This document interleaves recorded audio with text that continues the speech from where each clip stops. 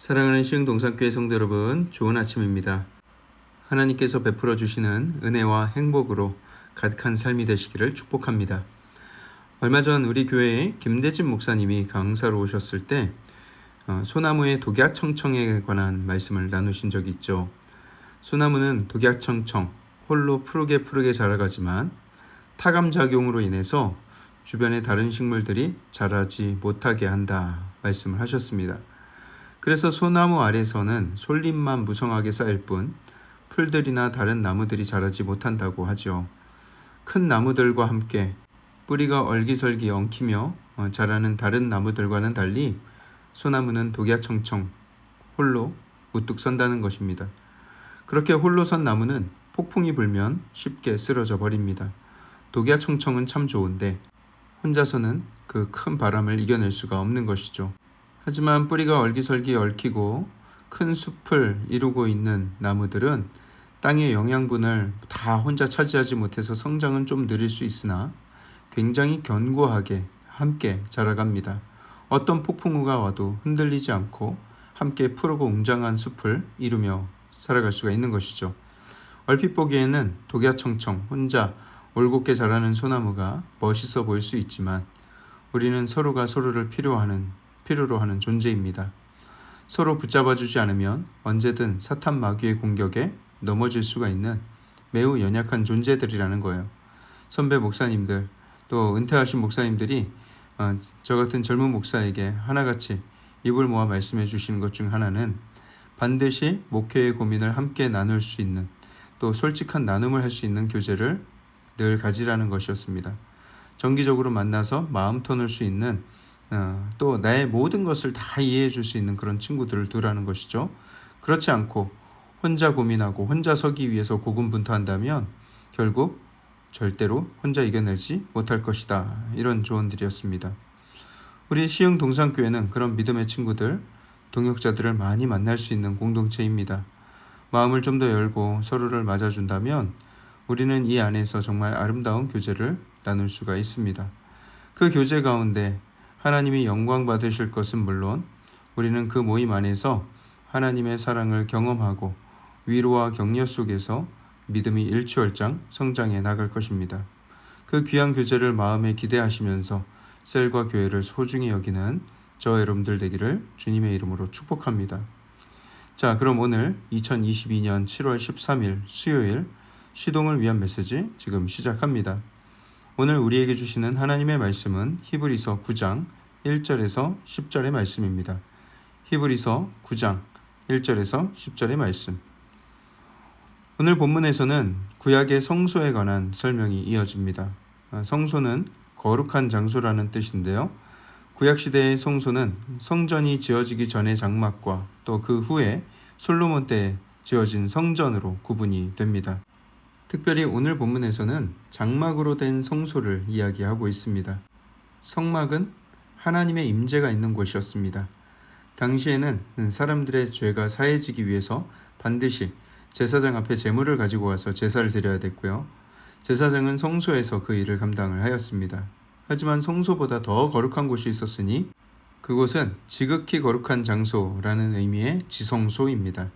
그곳은 대제사장이 1년에 한 번 들어갈 수 있는 곳인데 그것도 그냥 들어갈 수 있는 것이 아니라 희생제물의 피가 꼭 있어야만 들어갈 수 있는 곳이었죠. 지성소 안에는 하나님의 궤 또는 언약궤라고도 하는 궤가 자리하고 있었는데요. 그 궤 안에는 만나를 담은 금항아리, 또 아론의 쌍난 지팡이, 그리고 언약의 돌판, 십계명이 새겨진 돌판이 있습니다. 이 성궤는 오늘날 어디에 있는지 그 행방이 묘연한데요. 실제로 소문만 무성할 뿐이지 어디에 있다고 알려진 바는 없습니다. 오늘 히브리서의 본문에는 이 성막과 성궤에 대해서 아주 피상적인 묘사만 하고 있는데 레위기에 나오는 이 성소에 대한 설명을 읽으면 하나님 앞에 한번 나아가기가 얼마나 힘들고 복잡한지, 얼마나 몸과 마음의 준비를 철저히 하는지에 대해서 더 잘 알 수가 있어요. 왜 그렇게 한번 하나님 앞에 제사드리기가 그렇게 까다롭고 복잡하였는가? 왜냐하면 공의롭고 거룩한 하나님 앞에 죄인은 녹아버릴 수도 있기 때문에 그 죄를 씻기는 절차를 반드시 철저하게 거쳐야만 했던 것이죠. 하지만 당시에는 하나님의 온전한 실존 앞에 가까이 갈 수 있는 길이 열리지 않았습니다. 제 아무리 대제사장이라고 해도 1년에 한 번 아주 조심스럽게 제의적으로만 다가갈 수 있었을 뿐 인격적인 관계 안으로 다가가서 하나님을 마주할 수 있는 기회가 있진 않았다는 것이죠. 이런 구약 성소에 대한 신앙은 오늘날까지 이어져서 많은 크리스찬들 중에도 여전히 성전을 사모하고 성전에서 하나님을 찾고자 하는 경향이 있습니다. 특히 카톨릭 교회 같은 경우는 좀 더 그런 경향이 두드러지죠. 유럽의 카톨릭 교회들은 하나님이 성전에 거하신다, 교회 건물에 거하신다, 이런 신앙을 갖고 있었기 때문에 이 교회를 건축할 때 굉장히 화려하게 또 모든 것을 다 투자해서 지었습니다. 바닥에 대리석 하나하나, 도무지 그 큰 대리석은 어디서 구했으며 어떻게 운반해서 어떻게 가공했는지 불가사의하게 여겨질 만큼 그 성당의 바닥에 쫙 깔려 있고요. 기둥 하나하나, 그 안에 들어간 조각 하나하나 얼마나 강한 신앙심으로 한 땀 한 땀 혼을 다해 만들었는지가 엿보이죠. 그런 교회나 성당을 짓기 위해서 상상을 초월하는 자금이 투입이 되었습니다. 하지만 그것은 성전에 대한 그릇된 신앙, 그릇된 오해에서 비롯된 건축이었다 볼 수가 있습니다. 과연 교회를 성전이라고 할 수 있겠는가? 구약의 성전과 오늘날 교회 건물을 같은 선상에 놓고 볼 수가 있는가? 라고 했을 때 결론부터 말씀드리자면 그럴 수 없다입니다.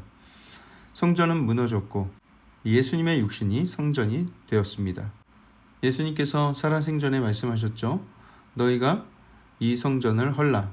이 성전이라는 것은 헤롯이 지은 성전이죠. 내가 사흘 동안에 일으키리라.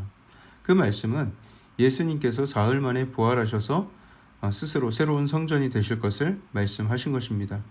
더 이상 하나님을 만날 수 있는 성전은 건물이 아니라 예수 그리스도를 통해야 가능할 것을 말씀하신 것이죠. 그렇기 때문에 오늘날의 교회 예배당이나 교회 건물을 보고 성전이라고 일컫는 것은 자칫 성전 중심의 신앙이 될 가능성을 만들 수가 있습니다. 우리 교회에는 그런 분이 한 분도 안 계시겠지만 옛 어른들 중에는 교회 예배당에 와야만 하나님을 만날 수 있다 이렇게 믿는 분들이 계셨어요. 물론 하나님을 만나는 장소를 일정하게 정해두고 또 늘 그 시각 그 장소에서 만난다는 면에서는 굉장히 존경받을 만한 훌륭한 신앙이지만 만약에 하나님은 교회 안에서만 머무시니 내가 하나님을 만나기 위해서는 꼭 교회로 가야 된다 이렇게 생각한다면 그것은 옳지 않았다는 거예요. 하나님이 교회에만 계시기 때문에 반드시 교회에 와야 하는 것이 아니라 하나님은 공동체의 하나된 예배를 기뻐하시기 때문에 우리가 모이기에 힘써야 하는 것이고요. 주일에는 예배당 안에서 함께 모여서 한 몸된 예배를 드리는 것이 중요합니다. 그러니 이 구약시대의 성소의 개념과는 많이 다른 것이죠. 교회는 화려하게 지을 필요가 없는 것입니다. 모임 자체가 중요한 것이지 하나님이 거하시는 성전의 개념을 가지고 화려하게 만드는 것은 의미가 없다는 거예요. 오늘 본문 10절에서는 설명합니다. 예전에 그 성막, 그 성전에서 치러졌던 모든 제의와 예식은 육체의 예법일 뿐이며 개혁할 때까지 맡겨둔 것이다. 이렇게 설명을 하죠. 개혁, 여기서 말하는 개혁은 예수님의 십자가 사건입니다. 예수님께서 십자가에 달려 돌아가셨을 때 성소 중심의 신앙을 타파하셨고 이제는 그리스도 중심의 신앙을 가질 수 있도록 그 길을 열어주셨다라는 거예요. 도저히 하나님께 가까이 갈 수 없었던 죄인들이 이제는 새로운 성전 되신 예수님, 영원한 제사장 되신 예수님을 힘입어 하나님 앞에 담대히 나아갈 수 있게 되었다라는 것이죠. 시간이나 장소의 제한 없이 언제든 우리는 하나님을 찾을 수 있고 만날 수가 있게 된 거예요. 하지만 우리가 반드시 기억해야 할 것이 있는데요. 하나님의 공의, 하나님의 거룩은 구약시대와 변함이 없으십니다. 우리는 단지 하나님 앞에 나아갈 길을 얻은 것이고 은혜를 입은 것이지 하나님 앞에서 가져야 할 기본 자세, 그것은 예전에 구약의 대제사장들의 하나님 앞에 가졌던 그 마음과 동일해야 합니다. 하나님을 경외하며 정결하고 깨끗한 마음으로 하나님 앞에 서야 합니다. 허물이 있을 때에면 겸손한 마음으로 회개하며 자복하는 마음으로 하나님 앞에 나아가야 하는 것이죠. 하나님을 향한 그런 순전한 마음 위에 하나님은 큰 은혜와 복을 부어주실 줄 믿습니다. 사랑의 하나님, 우리의 인생 살아가면서 언제든 하나님을 만나 의지하고 예배할 수 있음이 우리에게 큰 축복임을 믿습니다. 하나님께서 우리의 삶을 붙들어 주시고 하나님이 주인 되어 주시니 아버지 그 은혜가 우리에게 풍성히 넘칩니다. 그 좋으신 하나님 앞에 늘 감사와 찬양의 제사를 드리며 정결하고 순전한 마음으로 나아갈 수 있게 하시고 또 하나님을 의지하는 가운데 하나님 주시는 하나님 예비하신 그 하늘의 큰 복과 능력을 얻을 수 있도록 주님 축복하여 주시옵소서. 이 모든 것을 주께 의탁하오며 살아계신 예수 그리스도 이름으로 감사하며 기도합니다. 아멘.